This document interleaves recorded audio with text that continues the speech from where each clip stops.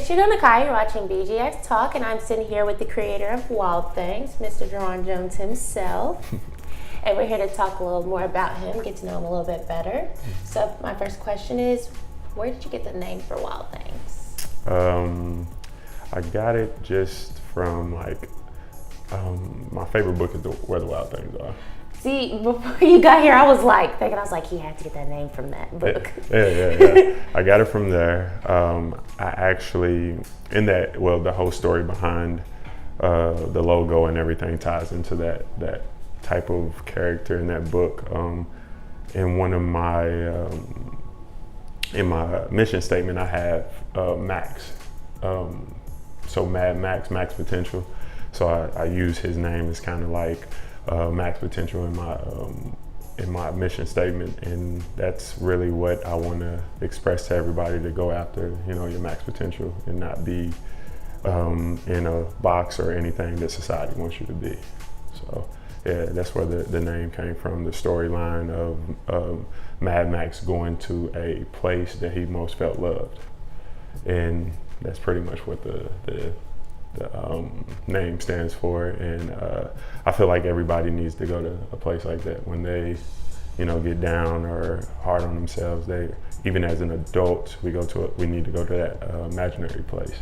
And so when you think about the creation of, like, when you make your clothes, that's the first thing you go to. That you go to your own personal place. Yeah. Like when I first, I could tell you what the bear represents. It if you see like the stitches in it and stuff, it represents life. So in life, you go through things and you get beat up internally, but that doesn't show on the outside. So if we were to flip ourselves inside out, this is what we would look at, stitched up, bruised, but we still gotta stay king or queen of our world, you know what I mean? So that's pretty much what the crown and the bear, everything stands for. That. I appreciate it. So when did you start doing Wild Things? I wanted to do a brand in high school, but I didn't have the money or the time because I was playing basketball in college as well. Because I played at Eastern Kentucky and then I went overseas. But I went through like a little situation and I quit basketball, and that's when I came up with Wild Things. It's probably 2015, but I released in 2016. Yeah, so. Oh, that's really cool. So you don't live here anymore, right? No, I live in Atlanta now. You live in Atlanta. Do you like living down there? Yeah, it's straight. Nah, Atlanta's real fun. Like, it's really, really fun. It's always something to do, always events, always networking. Lexington's home, but Atlanta's like more, it's kind of like, people don't, in Lexington, it's pretty much like grouped off and stuff, and we're real small, so it's hard to branch out. In Atlanta, it's not like that. They're more like, all right, cool, you got something cool, all right, bet, we'll come through. So I like Atlanta a lot. So when you first started, when you were in Lexington, how did you get your stuff out? Were you like going around handing people? Were you selling on a website? Did you do pop-up shops? Like, how were you? The first thing that I did was I just started, I guess, DMing people on Instagram, and I sent out stuff to like celebrities and stuff, whoever hit me back. Also, like, I just told everybody, I mean, it's Lexington small, like, so I had a website at first. I launched, I made sure, like, I read a lot about it before I actually launched. I wanted to make sure I came as professionally as I could, because if, you got one opportunity to, get it through to people and stuff like that. So I had a website, word of mouth, just giving out free stuff, and it did okay. I mean, I started off with hats. I really didn't have clothes for a whole year. It was all hats. Oh, really? Yeah. So what were like the struggles of building the brand? It's every day, like, from cost, not knowing, like, here that you don't have a big manufacturer to go to. You don't have that like warehouse, or you really don't know. I really didn't know what I was doing. So I was paying a lot of money for nothing. I didn't know about, I didn't know about LLC at first, like tax ID, which reduces the prices on your wholesale items. And that cuts down the cost a lot because you're not going through, it's pretty much you eliminate that middleman. So that's what I read up on the LLC, got my tax ID, cut the middleman out, and start wholesaling everything myself. And then I'll go to the manufacturer or the embroidery and screen printing place and then drop it off. And then they do their thing and it costs a little bit of nothing. Yeah. That's really smart, having to like basically study on your own too. Yeah. So do you have a whole team behind you, or are you like just the main one? It's usually just you by yourself. You want a team, but a little rundown on that. I kept harping on like a team. I kept on saying, man, I need a team. It's so hard doing it by yourself. But someone in Atlanta told me, he runs his own company. He told me, listen, you don't need a team. You just need to focus and sit in a room and just go at it and try your hardest, and people will start coming to you. So that's basically what I did. I just did it all myself, asked people to help here and there. You know, people really don't believe in something unless they see it. So that's basically what I did. I just ducked off in a room with a laptop, studied, DM, traveled, went to New York, been to Chicago, just all over the place trying to network. So yeah, that's pretty much what I did. I did it on my own at first, but now I have a girl. Her name's Jasmine Stovall. She's actually based in Atlanta, and that's who I hooked up with. And she's actually my partner now. Females go really hard. It's hard to get. I mean, no knock to my homies, but females go stupid hard. So when was the moment that you were thinking to yourself, like, it's finally paying off, like it's working, like everything I put my time into? To tell you the truth, it's still not where I need it to be. I haven't done anything, you know. I small successes, but nothing to where I want. I had a successful pop-up in Atlanta. I'm grateful for the opportunity, but I'm always thinking like I haven't done enough, because I really haven't. I'm just only probably 1,000 people know about Wild Things. So that's not really, you know, a success. Yes, I've been in, you know, XXL, got on Complex, but that's really not anything for real. Like you can get fame, but you know, like it's kind of like money wise, you know. I'm all about, like, I don't really care about the hype of something. I just want to make enough to take care of like my family and stuff like that. So until that happens, I haven't done anything. Very humble. Very humble. No, seriously, I don't know. I promise you, it's not. It may look like, but I'm gonna tell the truth always. Like, if anybody's trying to build a brand, it's gonna take at least 5 or 7 years to really, really go hard at it, and it might take longer than that. So I've only been doing this a year and 9 months, because I took 9 months off going overseas to play again. So yeah, you can't really say I'm successful. That's kind of disrespectful to people that's really been going at it for like 10 years. Yeah, so nah. What are your future plans with Wild Things? I want to do a lot. Like, I want to get into cut and sew pieces. I want to just have to see. I don't like really speaking on. I don't really like speaking on things that hasn't happened yet. I can show you back and tell you type thing. Yeah, or people may put their negative thoughts on it, and I'm a big believer in like what you put in this universe, you shall get back. Yeah. And you know, you don't want people to, you know, try to put negative energy on your dreams. So That's keep it true. to yourself. So, like, when it comes to fashion, who are the people that you like look at? There's so many.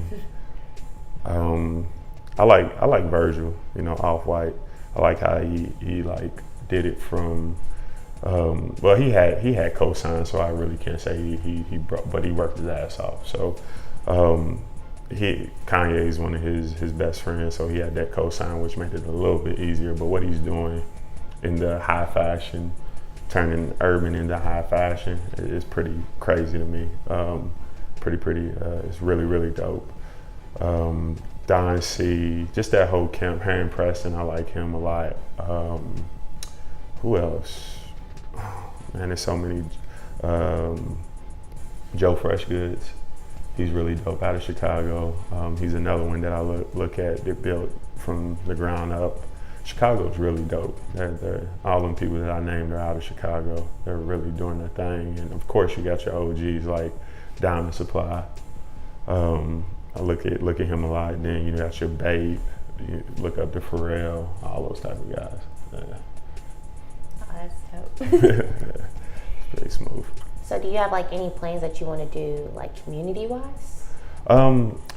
For the community, like I live in, well, I used to live in Lexington, in the Windburn. Like, yeah, of course I want to give back to my community. I actually want to build something like talking to the youth about like basketball, because I did play. Sports is a big part of my life. If I didn't play sports, I wouldn't have met half the people that I know right now, which my business partner, I met her through basketball. She played at Eastern Kentucky, and we just kept in contact. But yeah, I want to show, like, I want to put people up on game, especially in the Bryan Station or, you know, the public school system. They don't really put you on game on like owning a business, like LLCs, credit.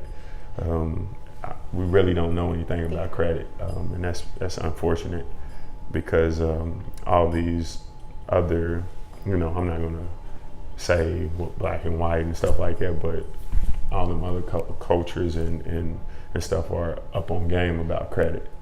And I don't feel like where I'm from, we know too much about credit. We care about Jordans and stuff like that, which you can do that shit, you know what I'm saying? But understand how much that stuff costs.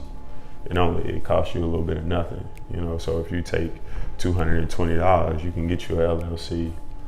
You can own you get you a tax ID and start wholesaling shirts for, you know, a little or nothing. You know, you could build that type of wealth in your family. As long, like, Jordans is cool, but like go get you some, you know, Vans or something, and then take the 160 and flip it. You know what I'm saying? So that's pretty much what I want to do for the youth. You talk a lot about style and stuff, like before like moving and all that. Mm-hmm. When you dressed yourself, was it always like this? Was it always like so hip like this, or did it come over time? Like, I've always been into fashion. Like, if you asked anybody that know me, when I was coming up in middle school, even elementary, I laid my stuff off, like laid my clothes out every single day. It took me like 4 hours to get dressed. I would wake up early and go through like 4 or 5 outfits because I didn't know what to wear, because I always wanted to be fresh. But yeah, it changes, it varies. You know, I used to like cut up my clothes or cut the tags out of them because, you know, everybody wanted name brand stuff. So sometimes I wasn't able to get that. So I cut the tag out of it and get the knockoff, and let nobody know. Yeah, so yeah, but nah, I always had a little thing for fashion. What were your shoes like growing up? Like, what kind of shoes were you just like, those were like your go-to, or even now? See, I'm really into like ones. Oh, I love those. Ones, Vans, Forces. I like Forces a lot. Forces I've been liking those since I was a kid. What else do I like? I like a ton of designer shoes. What's my favorite ones? I can't even think. I don't even know. I can't think right now. But not like Forces is the number one for me. Forces, yeah. Like the classic. Yeah. Nothing too fancy, but yeah, Forces is dope. Are you the type where you like keep it simple and have the accessories like the jacket, like Yeah. Like that. Like I'm real laid back, chilling. Like when I dress, like just forces, nice jeans, and then a jacket or a hat. And nothing too crazy. Yeah. So your shirts, they're actually the Champion brand, aren't they? Yeah. Mm-hmm. Is like everything, or is it like different stuff? I try to go with the best quality, because I feel like you should get more wears out of your stuff than just one, you know, and then marking the price up all crazy. Like a wholesale Champion, so all my stuff is on either Champion or the high end of the wholesale stuff, so it costs a little bit more.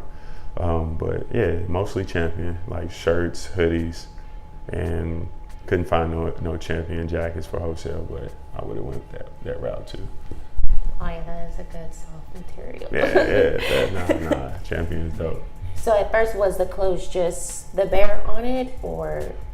Well, my first hoodie that I released was, I think, January 2017. And it had the bear big on there. I didn't really like it, but I put it out because I don't like really big logos. And then I did a writing on the back of it, like a little writing that I came up with. I like to write too, so. So this is your calligraphy? Well, no. This is like I designed all this on, like I do everything on my phone. Really? I do everything on my phone, like editing everything on my phone. It's easy. I don't use Illustrator or anything like that. I use, can't tell people what I use, but no, it's a little app that I use, and I put everything, like design everything on there. But I try to come up with like different ways of putting either a writing on there or the barrel, or just writing period on different pieces. So it was just a hoodie. It's just a regular hoodie with some words stitched in the back. I was on Instagram. It was Instagram. I get social media confused. It was a blue, like, I can't describe the texture. Is it like? It was I think it was a bomber jacket. It had like the. Satin. It was satin. And it had like the lightning bolt. Yeah, lightning bolts. Yeah, that was dope. That was dope. Yeah, I appreciate that. Do you are you always hands-on with everything that happens, like even the photo shoots with the models wearing the stuff? Yeah, everything. I don't know what type of, what I want to say. I don't know what type of system anybody else uses, but me, I feel like you got to be hands-on with from packaging to writing. Look, I write messages in the cards too, like personal. From photo shoots, everything. You got to be hands-on. Yeah. So you were at the pop-up shop that they had here, right? Which one? The one that was at Legends. No, I don't think. When was that one? Oh, you didn't go to it? You were on the flyer. Which one was it? It was like recent, like maybe like not even a whole month ago. At Legends, you were on it. You didn't go? Nah, okay. I wasn't there. They put me on there? They put like all the brands of Lexington there. Wild Things, Angel Life, RSVP. Nah, I wasn't there. Oh, it's okay. You were there in spirit. Yeah, no, they're in spirit. I don't care if they use that. That's cool. I bet I wasn't there. Do you want to sell your stuff like in other stores, or do you want your own store? We are. That one's hard. I just thought about that. A lot of people have a hard time answering that one. I want it all. Everything. Nah. Like I'm not gonna limit myself. I've always wanted a store since I was little. So that could be something that I'm looking into. You know, I don't know. We'll see. Just it takes yeah. But if I had a store, you know, I've been reading about like retail and stuff like that. They say most retail is down because of customer service or like you know, brand experience and stuff like that. So if I was to get a store, I would want it to be just one. Like just one. I would one main one. One main one, and we will have to have a real dope layout, and customer service is the number one. I pride myself off that. Like I don't like to be late on orders. Just like quality of clothes is important. You should never give a customer bullshit because it will hurt you in the end. So I'll take my time. I'll go slow as possible to get the best. Oh, That's very like professional. Yeah. Especially the fact that you say you read like up on a lot of stuff. Yeah. Like, what did you graduate from college? Like, what was your major? My major was sports management, so I'm not using it. Yeah, that's everybody graduates from college. Yeah, sports management. I wish, it helps you with the business part, but you know, like I play sports. I really wasn't in class. I wasn't. You gotta, number one, I know people say they want to go back to school and stuff like that, but technology is crazy right now. The number one source, like my homegirl Jazz, my business partner said, I go to YouTube University. You know what I'm saying? Like That's true though. You go to YouTube and find anything. You can go to YouTube and find how to build cars, and it's gonna teach you. So you really don't. If you want information and you're going around saying, "Look, I don't know something," that's dumb. Like that's retarded. Like go to YouTube and look it up. You know, that's lazy. Books everywhere. Yeah, that's lazy. That's an excuse.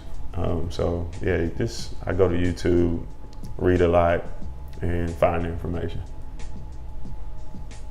So, when in the production of your clothes, like the patch, the bare patch, is it like when you put everything together, you're just like I don't know how to say, like not like puzzle like this, just like you got different cutout pieces and you're just like, that's dope. Or is it just still simply all on your phone? Just all on my phone. Well, it don't take nothing to come up with a concept. Like you just go to a creative spot. Well, for me, it doesn't take anything to come up with a concept because I'm always like looking at.